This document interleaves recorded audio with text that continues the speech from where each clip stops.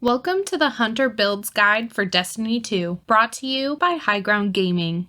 In this video, we're breaking down the 4 best Hunter builds for Raids, PvE, Crucible, and Gambit. There's a link in the description below that will take you to the complete guide on our website, highgroundgaming.com. That guide has a lot more details, like weapons choices, and 4 additional Hunter builds that we suggest. But this video has our top choices. Make sure to subscribe to our channel for more Destiny guides and other gaming videos coming soon. Alright, let's jump into these builds.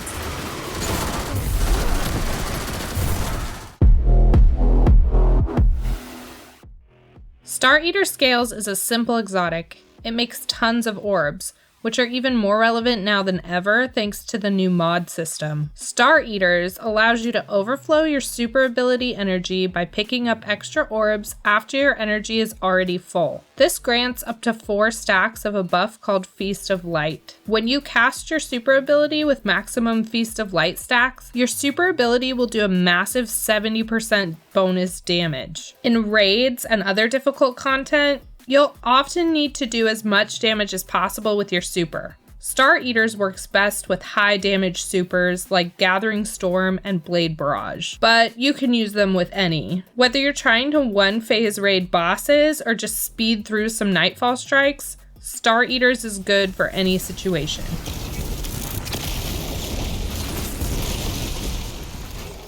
Up next is our PvE build, Shards of Galanor.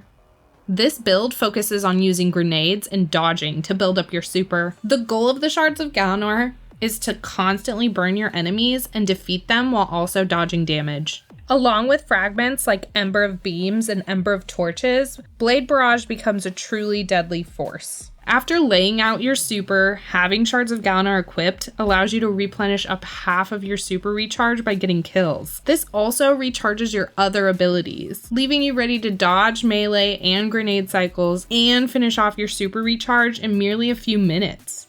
Weapon choices are less of a concern with the Shards of Galanor, but we have some suggestions in our written guide if you want to dive deeper into the build.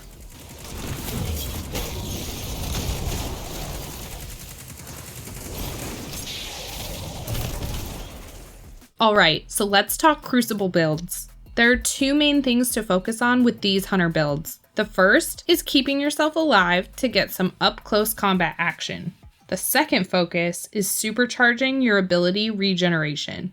Mask of Baskris is all about the first focus, some of that sweet up-close combat. This build replaces your standard Hunter dodge with a quick-use teleport. With this build and teleport, you can save yourself in some sticky situations and live to see yourself get some close-range hits in. While the arc damage boost this exotic gives in PvE doesn't work in PvP, the agility it provides makes it more than worth using anyway. It's a fast-paced build that'll frustrate your enemies every time, especially when you make use of your other abilities as well. This stasis build will have you laying a lot of grenades. It's super similar to the Bombardier's build for raids. If you're familiar with that, you can take much of that build and apply it to the Mask of Baskris. For weapons, you can use whatever works for you best. You'll want at least 1 close-range weapon though, since Mask of Baskris excels so heavily in that zone.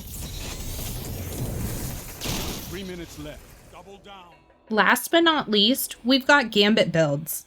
These builds are similar to PvE. Actually, you can swap these builds and run the PvE specific builds within Gambit and vice versa. But if you really want to dial in your builds, we suggest focusing on agility and ability. One way to do this is with the 6th Coyote. The 6th Coyote Hunter build will have you freezing enemies and shattering them one after another. To do this, you will continuously recharge your melee ability and have Shatter Drive and Grim Harvest aspects equipped. These aspects create stasis shards that regenerate your melee energy and provide a quick and easy way to shatter enemies. The biggest downside of this quick fire freeze and shatter action is that it's going to leave you exposed, which is where the 6th Coyote exotic will then come into play. This exotic gives you 2 dodge slots to get out of the way with, even if you've already spent your melee. Specific weapon choices, again, don't matter for this build as much. You just want to make sure you're running with an automatic weapon, something for precision, and a sword.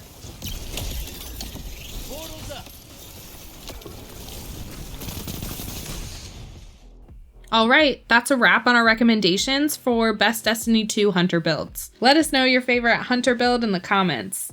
Subscribe to our channel for more Destiny 2 content coming soon.